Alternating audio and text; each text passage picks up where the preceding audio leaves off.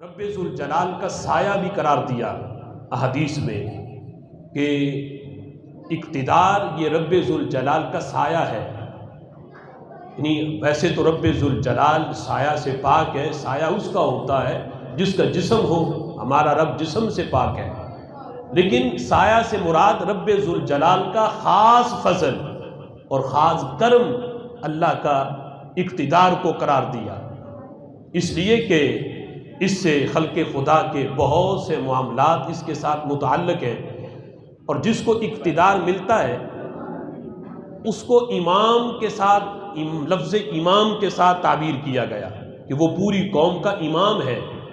اور میرے آقا علیہ الصلوۃ والسلام ارشاد فرماتے ہیں یوم من امام العادل خیر عند اللہ من عبادت 60 سنہ.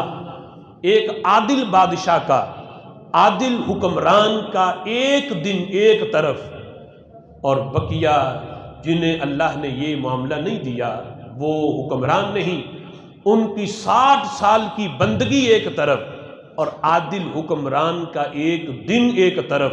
اس کی 60 سال کی بندگی میں اللہ اسے وہ مقام نہیں دیتا جو ایک عادل حکمران کو اللہ تعالیٰ ایک دن میں عطا فرماتا ہے. کہ اس نے رب ذوالجلال کی زمین میں اللہ کے دیے ہوئے اختیار سے اس نے عدل و انصاف کیا، عدالت کو قائم رکھا، لوگوں کو ان کے حقوق دیے.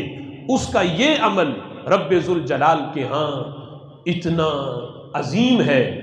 فرمایا 60 سال کی بندگی پہ اللہ وہ اجر نہیں دیتا جو عادل حکمران کو اللہ ایک دن میں عطا فرماتا ہے.